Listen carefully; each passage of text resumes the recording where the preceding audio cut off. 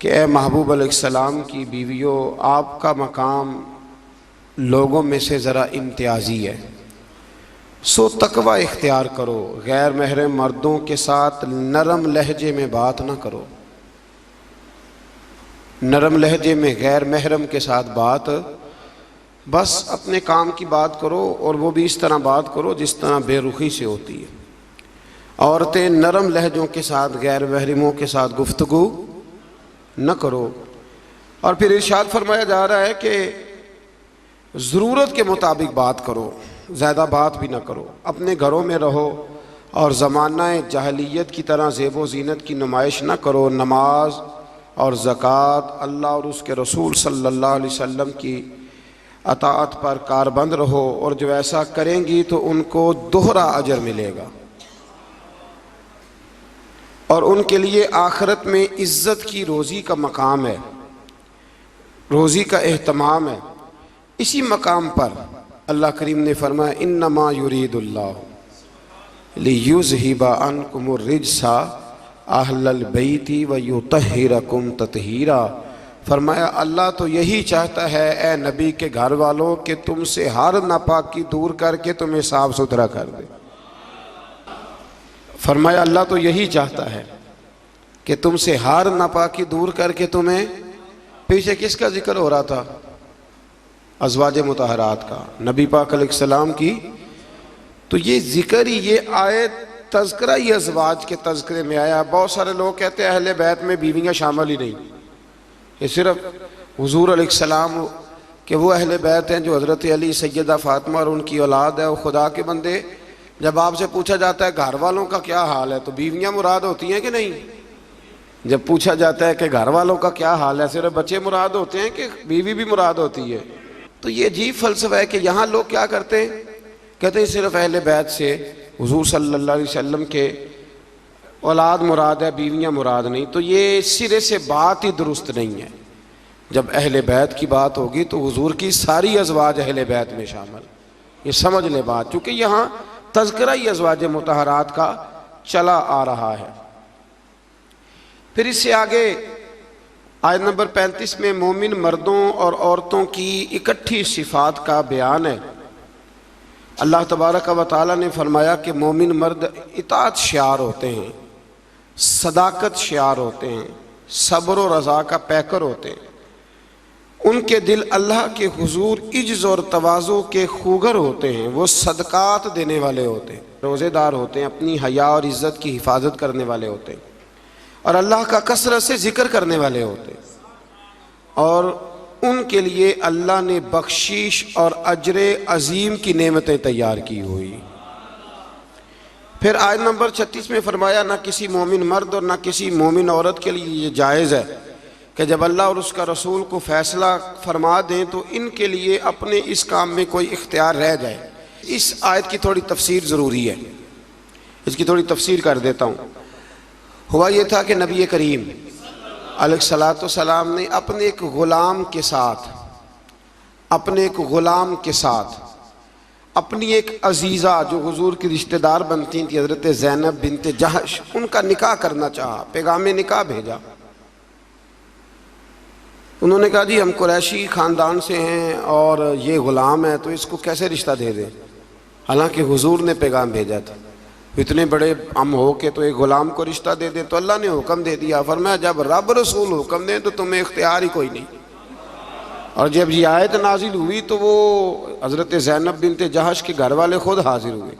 अर्ज़ की हुजूर जहाँ आपका दिल करता है आप बच्ची का रिश्ता फरमा दें, हम अल्लाह रसूल के हुक्म के आगे बात नहीं कर सकते। आज भी आप देख लें, बरादरी पहले और दीन माज़अल्लाह बाद में। बरादरी पहले, भाई शादी पे कोई बेहुदा हरकत ना करना, तो कहते मेरी बरादरी नहीं मानती। ये बड़ा ख़तरनाक जुमला है। यानी एक तरफ नबी पाक की शरीयत और दूसरी जानब बरादरी, तो ये मतलब आप अंदाज़ा कर लें कि ये बात कहाँ तक जाती है। आपने उसमें से इख्तियार किसे किया? हमारी बरादरी वही है जिस बरादरी में हज़रत बिलाल हबशी शामिल है, हज़रत सुहैब रूमी और अम्मार यासर शामिल, वो हमारी बरादरी है। एक हो मुस्लिम हरम की पासबानी के लिए, अल्लाह तौफीक अता फरमाए। फिर इससे आगे आयत नंबर 37 से ये मसला बयान हुआ है कि जो मुंह बोला बेटा है वो हकीकी बेटे के हुक्म में नहीं होता, वो हकीकी बेटे के हुक्म में नहीं होता। वो मैं पीछे भी बता चुका हूँ। हुआ ये था कि एक मुंह बोले बेटे ने तलाक दी थी, तो नबी करीम अलैहिस्सलाम के वो मुंह बोले बेटे थे, तो उनकी ज़ौजा से हुजूर ने निकाह करना चाहा। लोगों ने कहा कि ये तो ये वाला मामला है, तो फरमाया वो जो मुंह बोला बेटा है वो मुंह बोला बेटा ही होता है। मुझसे एक दफ़ा एक दोस्त ने सवाल पूछा था कि मुंह बोली जो बहन होती है तो भाई वो गैर महरम होती है। मुंह बोली बहन गैर मुंह बोली माँ जो होती है ना, एक तो ये है कि वो कुहला की उम्र को पहुंच जाए, उसने बच्चा छोटा सा लेके पाला हो, वो मामला और है। लेकिन हमारे यहाँ जिस तरह रिश्ते नहीं बन जाते, जो असल बहन होती है उसका पता ही कोई नहीं। और भाई जिसको अल्लाह रसूल ने तेरी बहन बनाया तुझे वो पसंद क्यों नहीं, और जिसको रब करीम ने तेरे लिए रिश्ता बनाया है तुझे वो रिश्ता कबूल क्यों नहीं। अल्लाह तबारक व तआला हकीकी मफहूम की तरफ हमारी तवज्जो लगाए, इसी में हमारा फ़ायदा है। तो फिर इसी तरह आयत नंबर 40 में अल्लाह तबारक व तआला ने वो अजीम बात इरशाद फरमाई जिसकी तरफ उम्मत की तवज्जो होना बड़ी ज़रूरी है। फरमाया मा काना मुहम्मदुन अबा अहदिम मिर रिजालिकुम वलाकिन रसूलुल्लाहि व खातमन नबिय्यीन। फरमाया मोहम्मद सल्लल्लाहु अलैहि वसल्लम मर्दों में से किसी के बाप नहीं, हाँ अल्लाह के रसूल हैं और नबूवत को ख़त्म करने वाले हैं, खातमन नबिय्यीन है हुजूर। हुजूर ने फरमाया मैं आखिरी नबी हूँ, मेरे बाद कोई नबी ज़रूरत भी कोई नहीं, इसलिए कि मेरे नबी ने कमी छोड़ी कोई नहीं, ज़रूरत ही कोई नहीं, हाजत ही कोई नहीं, ज़रूरत ही कोई नहीं। बिला वजह बाद लोगों को अल्लाह तबारक व तआला माफ़ करे रोटी पेट भर के खाने को नहीं मिलती तो नबूवत का दावा कर देते। और अजीबो गरीब किस्म के लोग हैं जो मैदान में आ निकलते हैं, और मुझे तो उन लोगों की समझ नहीं आती जो दलीलें पूछते हैं और फिर बाद में कहानियाँ सुनाते हैं। तो भाई हुजूर आखिरी नबी हैं, रसूल करीम के बाद कोई नबी आ सकता? एक बात को समझें, हुजूर का ताज है ख़त्म नबूवत, ये नबी पाक की नशिस्त है ख़त्म नबूवत, यानी नबी ख़त्म हो गए तो आखिरी नशिस्त पे हुजूर बैठे हैं। तो अब जो कहता है कि मैंने भी बैठना है तो बेअदबी करता है कि नहीं करता? इसलिए कादियानी इतने बुरे हैं, उनसे मुसलमान इसलिए बेजार रहते हैं कि वो बहुत बड़ी बेअदबी करते हैं। वो नबी करीम अलैहिस्सलाम के बाद किसी को ज़िल्ली और किसी को बुरूज़ी नबी मानते हैं। भाई रसूल करीम पर नबूवत ख़त्म हो गई और नबी करीम अलैहिस्सलाम फरमाते हैं मेरे बाद कोई नबी। फरमाया अगर कोई हो सकता होता ना तो खत्ताब का बेटा उमर होता, जिनमें सिफतें हैं लेकिन जो हो सकते थे जब वो नहीं हुए। जो हो सकते थे तो एक काना आदमी, वो काना था मिर्ज़ा, एक आंख से काना था और अजीब उसके बातें थी, बड़े बड़े अजीब उसको अमराज थे। उसने उठ के दावा कर दिया। तो बड़े बड़े अजीब लोग हैं ना, मानने वाले तो शैतान को भी मानते जाते हैं, माज़अल्लाह मानने वाले तो सबको मिल जाते। अल्लाह तबारक व तआला हमेशा हक पर इस्तकामत अता फरमाए। फिर इससे आगे नबी करीम सल्लल्लाहु अलैहि वसल्लम की कुछ और सिफ़ात का बयान है। अल्लाह करीम ने फरमाया या अय्युहन नबिय्यु इन्ना अरसलनाका शाहिदम व मुबश्शिरम व नज़ीरा, ए महबूब बेशक हमने आपको भेजा है गवाह बनाकर, खुशखबरी देने वाला बनाकर, डर सुनाने वाला बनाकर, वदाइयन इलल्लाहि बिइज़्निही, और हमने आपको अल्लाह की तरफ बुलाने वाला बना के भेजा है, वो भी अल्लाह के हुक्म से, व सिराजम मुनीरा, और हमने आपको चमकता हुआ आफताब बना के भेजा है। तो नबी करीम अलैहिस्सलाम को अल्लाह ने ये सिफ़ात अता फरमाई है, शान अता फरमाई है। एक बात आप यहाँ रुक के ज़रा सोचिएगा, कुछ लोग कहते हैं जी शान मुस्तफ़ा का जलसा करने की क्या ज़रूरत, मिराज मुस्तफ़ा, मिलाद मुस्तफ़ा, आप सीधा सीधा नमाज रोज़े की बात बताएं, शान बयान करना क्यों ज़रूरी है? ये बहुत बड़ा मसला है। बाज़ लोग कहते हैं जी आप सीधा सीधा कहें कि हुजूर ने फरमाया सच बोलो, खरी बात करो और दयानतदार, ये आप क्या हुजूर शान बड़ी थी, अजमत बड़ी थी। तो भाई इन आयात में अल्लाह क्या बयान कर रहा है? कहा मेरा महबूब नज़ीर भी है, बशीर भी है, सिराज मुनीर भी है। ये सारी सिफतें अल्लाह ने कुरान में बयान की, और एक जगह पे नहीं, दर्जनों जगह पे वाज़े आयात में। वैसे तो सारा ही कुरान हुजूर की तारीफ है, और ये मैं नहीं कह रहा, ये हज़रत आयशा सिद्दीक़ा फरमाती, काना खुलुकुहुल कुरान, फरमाया अगर तुमने हुजूर अलैहिस्सलाम के अखलाक देखने हो तो कुरान पढ़ लो। तो इसलिए ये अज़मतों और शानों का बयान, ये तरीक़ा है, ये मुसलमान की रूह की ग़िज़ा है। अल्लाह हमें समझने की तौफ़ीक़ अता फरमाए। फिर आयत नंबर 53 से नबी पाक अलैहिस्सलाम की बारगाह के आदाब बयान हुए कि बग़ैर इजाज़त नबी के घर में दाखिल ना हो, दावत ताम हो तो खाना खा के मुंतशिर हो जाओ। खाना खा लिया तो अब हुआ ये कि हुजूर ने दावत पकाई कुछ सहाबा की, तो खाना खा के बैठ गए गपशप करने के लिए। तो महबूब करीम ने एक दो दफ़ा देखा कि अब ये जाएं, हुजूर ने आराम करना था, लेकिन कुछ लोग बैठ गए। तो अल्लाह करीम ने फरमाया जब खा लिया है ना, अब जाओ मुंतशिर हो जाओ। गोया रब करीम अपने महबूब के दरबार के आदाब बयान फरमाता है, अल्लाह बयान फरमाता है। अल्लाह अकबर।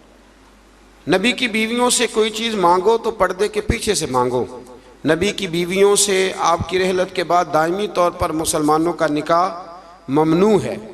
अपने किसी भी अमल से अल्लाह और उसके रसूल सल्लल्लाहु अलैहि वसल्लम को तकलीफ़ न दो। शान रिसालत में अजीम तरीन आयत है, आयत नंबर 56, बड़ी अजीम आयत। कौन सी भला? इन्नल्लाह व मलाइकतहू, फरमाया बेशक अल्लाह और उसके फरिश्ते युसल्लूना अलन नबी, नबी करीम पर दरूद भेजते हैं।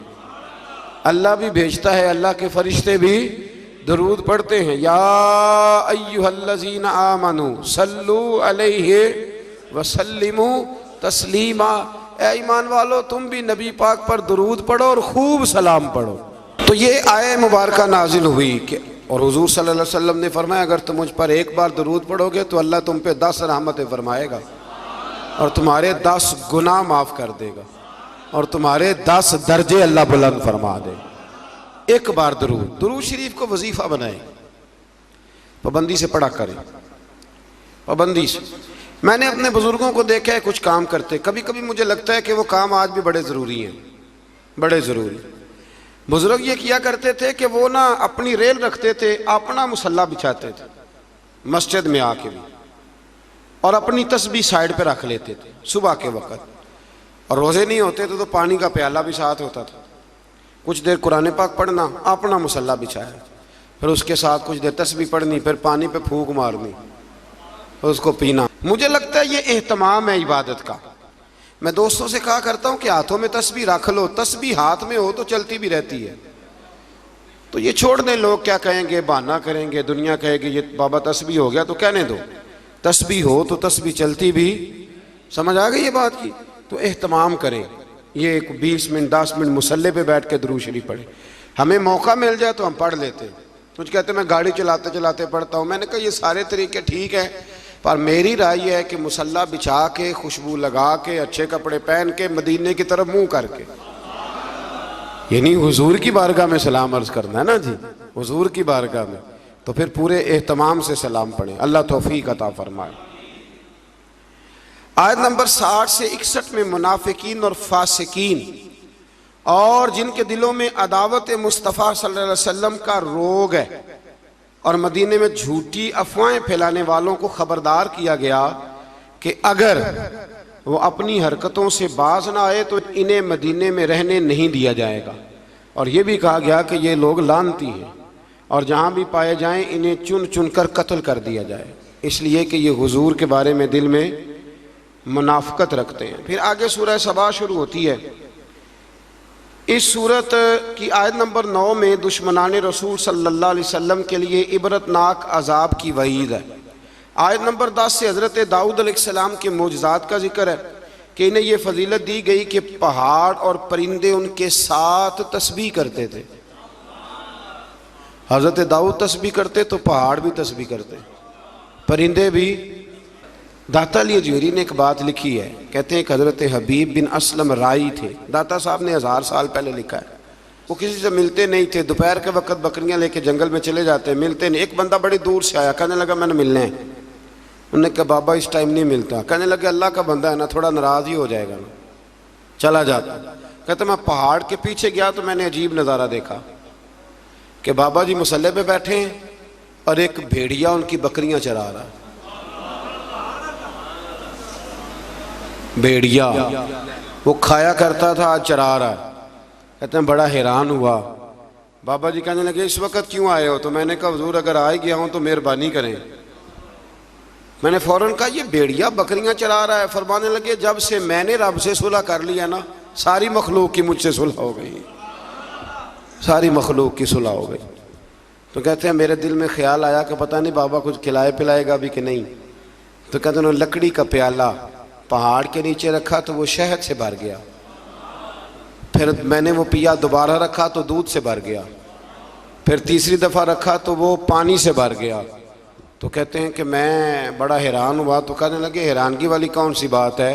अगर बनी इसराइल के नबी दुआ करें अपनी नाफरमान कौम के लिए तो अल्लाह उन्हें पहाड़ों से पानी दे देता है। मैं तो मोहम्मद अरबी का वफादार गुलाम हूँ, तो मुझे नहीं अल्लाह अता करेगा। ये मैं साथ साथ बुजुर्गों की बातें इसलिए करता हूँ, जब बनी इसराइल का जिक्र आता है कि मेरे नबी पाक ने फरमाया उलमा उम्मती का अंबियाए बनी इसराइल, मेरी उम्मत के उलमा औलिया बनी इसराइल के नबियों की तरह होंगे। तो हज़रत दाऊद अलैहिस्सलाम के साथ परिंदे और पहाड़ तस्बीह करते थे। लोहा उनके लिए नरम कर दिया गया था और वो ज़िरहें बनाते थे और बांधने के लिए उनमें कड़ियाँ भी डालते थे। इसी तरह सुलेमान अलैहिस्सलाम के मोजज़ात का जिक्र है कि हवा उनके तख्त को तेज़ रफ्तारी के साथ उड़ाकर ले जाती थी और अल्लाह तबारक व तआला के हुक्म और इज़्न से जिन्नात भी उनका हुक्म मानते थे, जिन्नात भी उनका हुक्म। और इसमें एक वाक़े की तरफ भी इशारा है। वो हुआ यूँ कि हज़रत सुलेमान अलैहिस्सलाम ने ना बैतुल मुक़द्दस बनानी शुरू की तो ड्यूटी जिन्नों की लगा दी।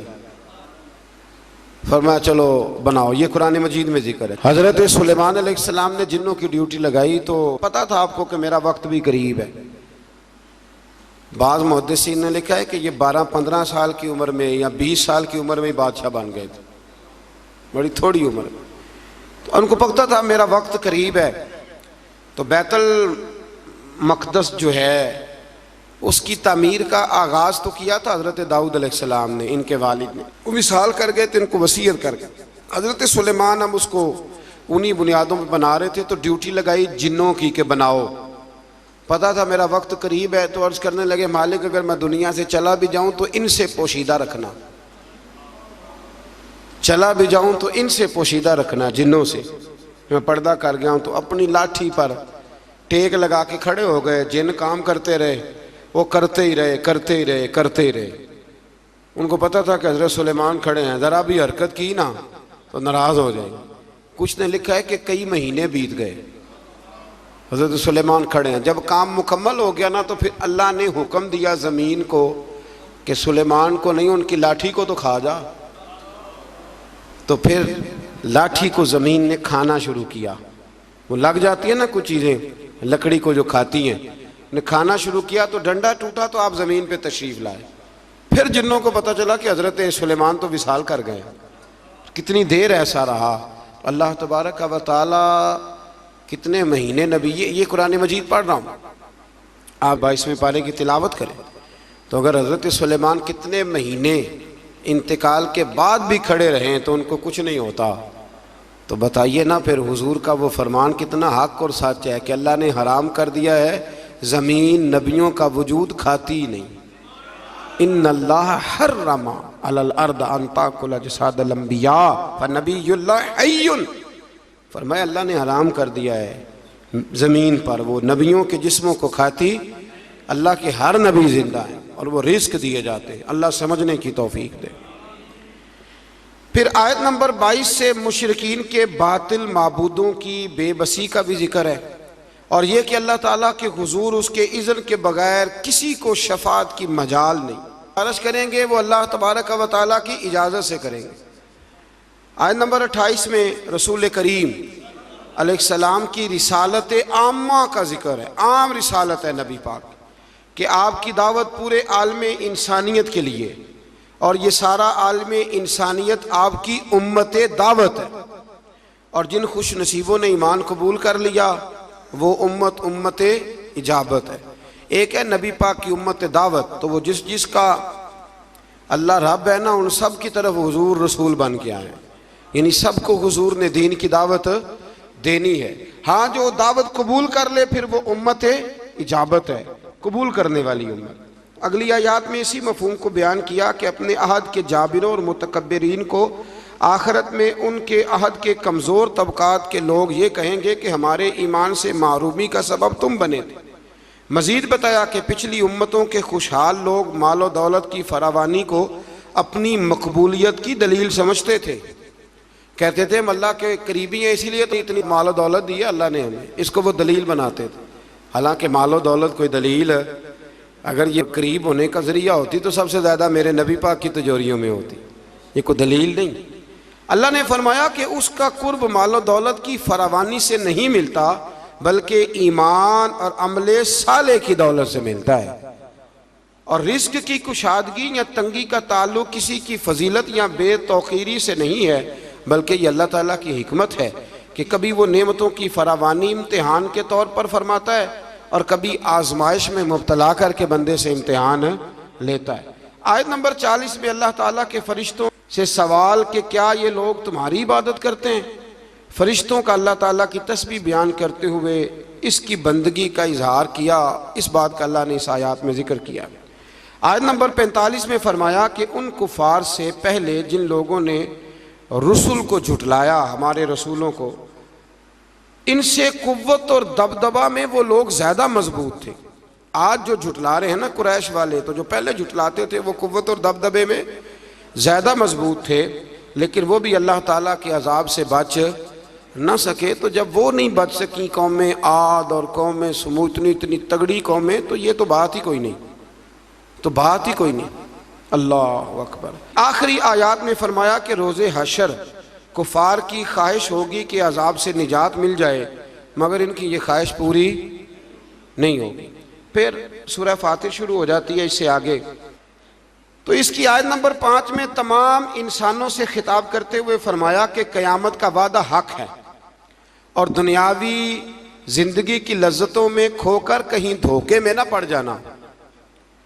और शैतान तुम्हारा दुश्मन है, इसलिए तुम भी उसे अपना दुश्मन ही समझो, उससे जराने लगाने की ज़रूरत, उससे दोस्तियां ना करते फिरो, उसके लिए तैयारी ना करो। ये रमज़ान के आखिरी दिन शुरू हो जाते हैं तो हमारे बच्चे मोटरसाइकिलें तैयार करनी शुरू कर देते हैं, यानी ऐन रमज़ान में। मुझे कुछ लोग कहते हैं कि ये ईद वाले दिन बड़ी तूफ़ान बदतमीज़ी होती है, तो मैं कहता हूँ कि अल्लाह ताला हमें माफ़ करे, होती ईद वाले दिन है पर इसकी तैयारी रमज़ान में होती है, तो कितना बड़ा जुर्म है। यानी इधर चांद रात का ऐलान होगा तो उधर तमाशा लग जाए, हमें एहतियात करनी चाहिए। हुजूर अलैहिस्सलाम ने फरमाया तो ये जो चांद रात होती है ना, ये तो मजदूर को मजदूरी मिलने का वक्त होता है, तो लोग हैं कि वो खेल कूद में लग जाते हैं। अल्लाह समझने की तौफीक दे। आयत नंबर 9 से 13 तक एक बार फिर अल्लाह ताला की कुदरत के तहत बारिश के निज़ाम का जिक्र है। इंसान को इसके जौहर तख्लीक की तरफ मुतवज्जे किया गया ताकि सरकशी का शिकार ना हो, और वो ये कि मादा के पेट में हमल को भी अल्लाह जानता है, और ये कि किसकी उम्र में दराजी है या किसकी उम्र में कमी है, वो सब अल्लाह ने किताब तकदीर में लिख दिया है।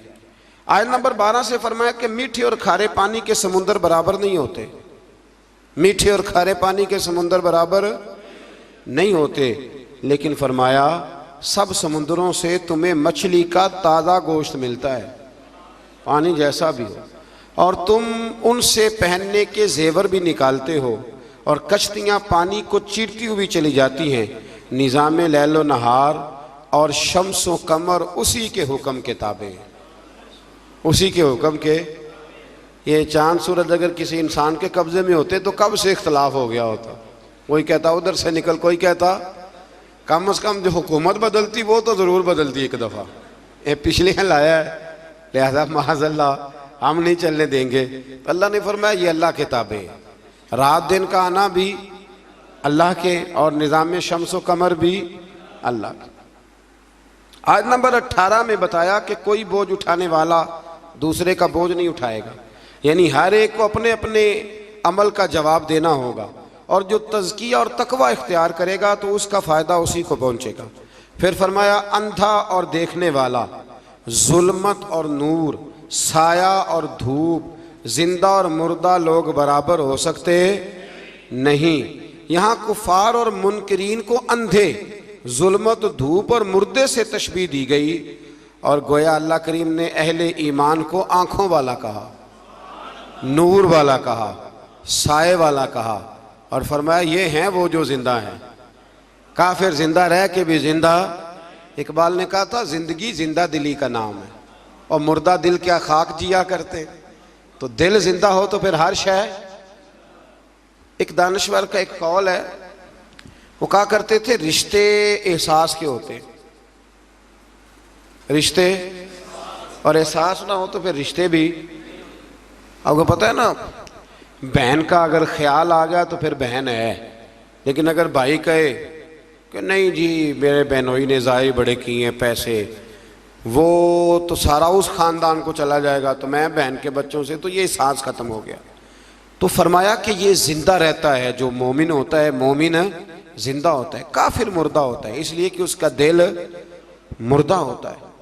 अल्लाह ताला ने इन आयात में ये भी बताया कि हुज्जत इलाहिया कायम करने के लिए हर कौम की तरफ नज़ीर यानी रोशन दलाइल और इल्हामी किताबें दे के नबी और रसूल भेजे गए, लेकिन हर दौर में पैगाम हक़ को झुटलाने वाले मौजूद रहे। आयत नंबर 27 में फरमाया कि एक पानी से मुख्तलिफ रंगों के फलों, एक ही पहाड़ी सिलसिले से मुख्तलिफ रंगों के पहाड़, एक नौए इंसानी से मुख्तलिफ रंगों के लोग और चारपायों और जानवरों को मुख्तलिफ रंगों में पैदा करना, यह अल्लाह ताला की वहदानियत की दलील है। एक बाप के 4 बेटे होते हैं, चारों की शक्लें अलहदा होती हैं। ये ना मसल पे गौर नहीं ना करते, वरना फौरन बंदा क्या उठता है कि सुबहान अल्लाह व बिहम्दी, सुबहान अल्लाह। आप गौर करें, हर बंदे ये चीज़ें लोग बनाते हैं ना जी, इसमें इतनी डाल दो, इसमें इतनी डाल दो, इतनी, तो एक तरह की चीज़ें बनती जाती हैं, एक ही तरह। कोई भी चीज़ जो इंसान बनाता है, चम्मच है, बर्तन है, तो एक ही तरह का बनाता है। अल्लाह करीम की तख्लीक का कमाल ये है कि नाक हर बंदे की एक है, आँखें 2 हैं, कान 2, होंठ सबके है ना, और चेहरे मुख्तलिफ हैं। ये समझते हैं आप बात? ये नहीं, वही चीज़ें अल्लाह ताला ने दी जो सबको दी, पर इसके बावजूद चेहरे मुख्तलिफ हैं। तो मानना पड़ेगा कि जो बनाने वाला है वह बड़ी शान वाला है, जो बनाने वाला है वो बड़ी शानों वाला है। जो वो बना सकता है दूसरा कोई नहीं बना सकता।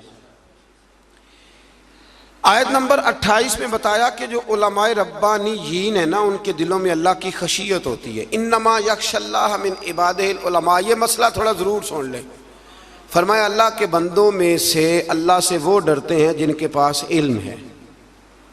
एक लफ्ज़ कभी कभी हम कहते हैं, लड़ाई हो जाए ना तो कहते हैं तू मैनू जानता नहीं। इसका क्या मतलब होता है? तू मैनू कहते हैं ना कुछ लोग, तू मैनू, इसका क्या मतलब है? इसका मतलब है कि तू मेरे से लड़ाई कर रहा है, तू मेरी ताकत नहीं जानता, मेरे ताल्लुकात नहीं जानता। ये तर्जुमा है इसका। तू मेरी दौलत को नहीं जानता, मैं कितने लोग मेरे हैं चाहने वाले, प्यार करने वाले, या मेरे ख़ानदान वाले, तू जान। ये मतलब होता है कि तू मुझे जानता। जो जानता होता है वो डरता है, जो नहीं जानता वो ऐसे होता है। जो बंदा रब को जानता नहीं ना वो नहीं डरता, और जो जान लेता है ना वो डरता है। पता चल जाता है कितनी कुदरतों वाला है। मेरे रसूल करीम अलैहिस्सलाम ने फरमाया, मैं तुम सब से बढ़कर रब को जानता हूँ और मैं तुम सबसे ज़्यादा अल्लाह से डरता हूँ। इसलिए ज़्यादा बातें करने वाला आलिम नहीं होता, अल्लाह से ज़्यादा डरने वाला आलिम होता है। जो बंदा कहता है मैं किसी को बोलने नहीं देता, मैं बड़ी कहानियाँ सुनाता हूँ, तो ये इल्म की अलामत नहीं। इन्नमा यख्शल्लाह मिन इबादिहिल उलमा। अल्लाह के बंदों में से जो आलिम है वो अल्लाह से डरते हैं। अगर तू ज़्यादा डरता है तो तू बड़ा आलिम है, अगर तू नहीं डरता फिर तू अनपढ़ है। ये तो अपने आप से पूछ ले। अब लोग कहते हैं जो जरी हो जाए, जो बेदरेग बोले वो आलिम है। ना भाई, जो सोच सोच के बोले, जो डर डर के बोले, जो एहतियात से बोले, असल आलिम वही होता है। अल्लाह तौफीक अता फरमाए। आयत नंबर 32 में अल्लाह ताला ने अपने नेक बंदों की बरगुज़ीदा और चुनीदा और नेकी के कामों में सबकत करने वाले फरमाकर जन्नत की उन नेमतों का जिक्र फरमाया जो अल्लाह ताला ने इन साले बंदों के लिए तैयार की हुई। फिर आयत नंबर 40 में मुशरिकों के माबूदाने बातला का जिक्र है। आयत नंबर 41 से फरमाया कि अल्लाह ताला आसमानों और ज़मीनों को अपने मरकज़ से हटने नहीं देता, और अगर वो अपने मरकज़ से हट जाएं तो अल्लाह के सिवा कोई दोबारा उनको अपनी जगह पे कायम करने वाला नहीं है। आयत नंबर 45 में फरमाया कि अल्लाह ताला लोगों की बदआमालियों की वजह से उनकी गिरफ्त फरमाता तो रूए ज़मीन पर कोई जानदार जिंदा ना होता। अगर अल्लाह ताला लोग